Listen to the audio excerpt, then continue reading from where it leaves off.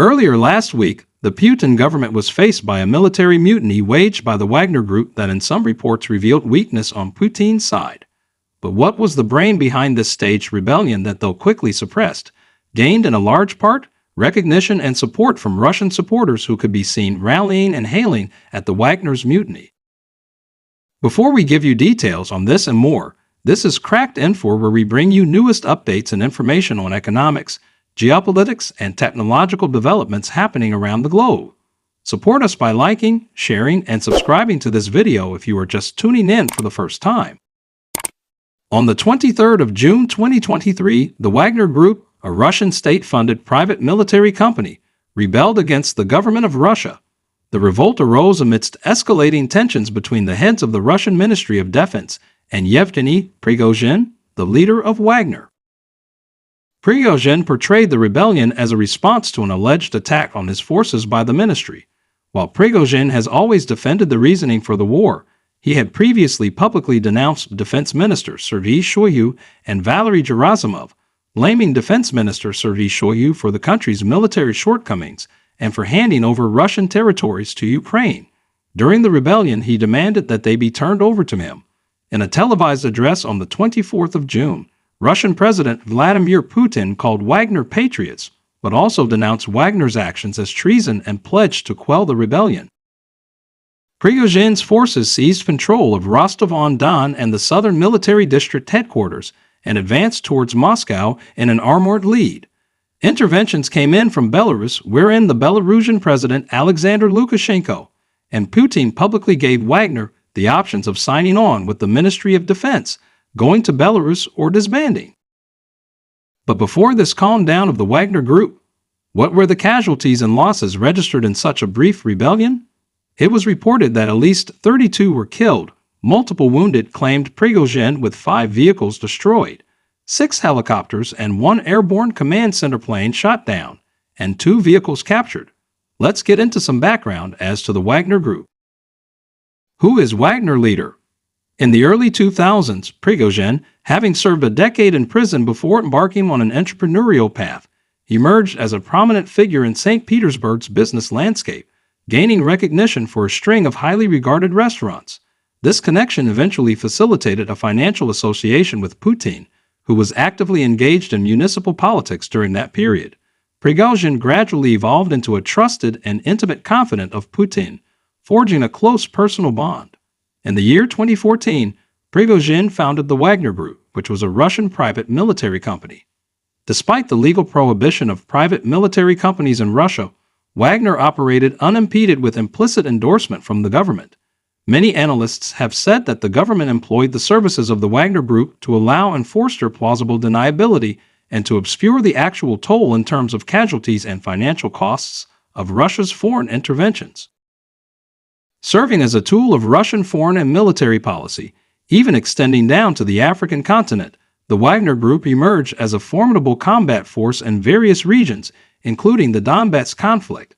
It played a significant role during Russia's military intervention in the Syrian civil war, providing support to Syrian President Bashar al-Assad, and has participated in conflicts in Mali, Libya, and the Central African Republic. Wagner has garnered infamy due to its ruthless methods and its participation in war crimes throughout Africa, the Middle East, and Ukraine, perpetrating atrocities with impunity. This group has always been very instrumental in fostering the agenda and helping Russia achieve its goals in and without of Russia. The group has often maintained close ties with multiple African governments, enjoying considerable autonomy to exploit the natural resources of these nations in return for supporting local forces in their battle against anti-government rebels.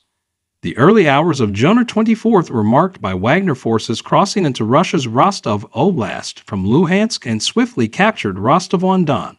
Encountering no apparent opposition, they successfully took control of the southern military district headquarters, establishing a secure perimeter in the adjacent streets.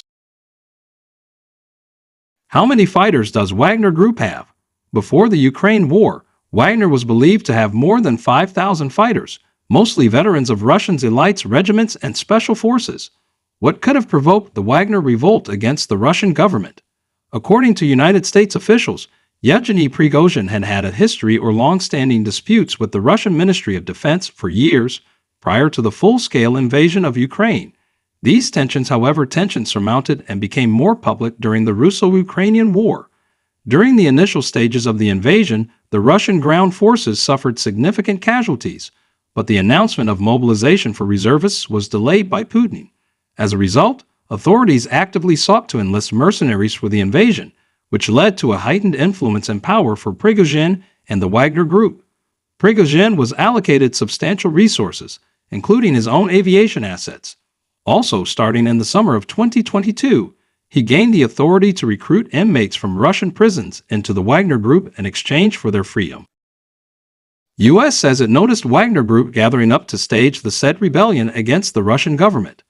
American officials also said there are signs that other Russian generals may also have supported Mr. Prigozhin's attempt to change the leadership of the Defense Ministry by force. Current and former U.S. officials said Mr. Prigozhin would not have launched his uprising unless he believed that others in positions of power would come to his aid. So if General Shoigu was involved in last weekend's events, it would be the latest sign of the infighting that has characterized Russia's military leadership since the start of Mr. Putin's war in Ukraine, and could signal a wider fracture between supporters of Mr. Prigozhin and Mr. Putin's two senior military advisors, Sergei Shoigu, the Minister of Defense, and General Valery V. Gerasimov, the Chief of General Staff. A senior Russian general had advanced knowledge of Yevgeny Prigozhin's plans to rebel against Russia's military leadership, according to U.S. officials briefed on American intelligence on the matter, which has prompted questions about what support the mercenary leader had inside the top ranks. The officials said they are trying to learn if General Sergei Shoigu, the former top Russian commander in Ukraine, helped plan Mr. Prigozhin's actions last weekend, which posed the most dramatic threat to President Vladimir Putin in his 23 years in power. What does the media or analysts have to say of Putin's leadership after the Wagner mutiny? Much of the media analysis after this weekend's 23-hour Wagner rebellion is about the weakness of Russian President Vladimir Putin's regime.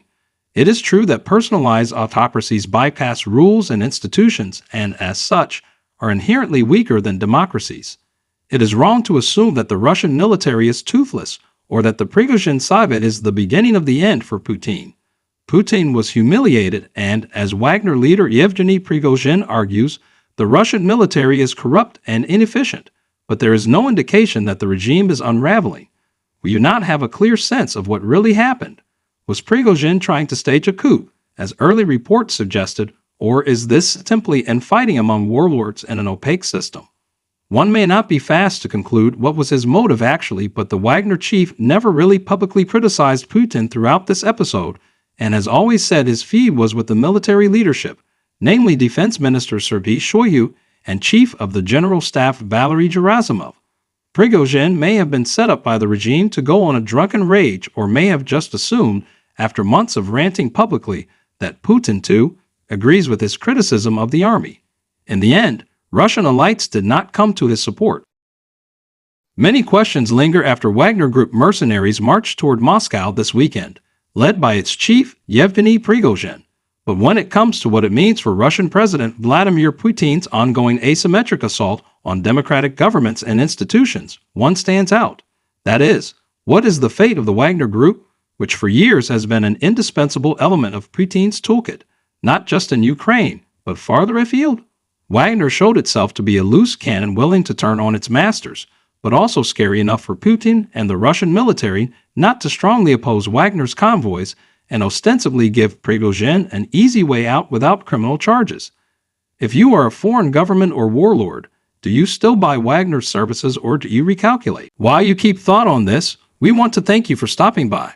Don't forget to like, share, and subscribe to our channel as a means of supporting us. We will be back soon for more on latest happenings around the globe. See you shortly. Thanks for watching.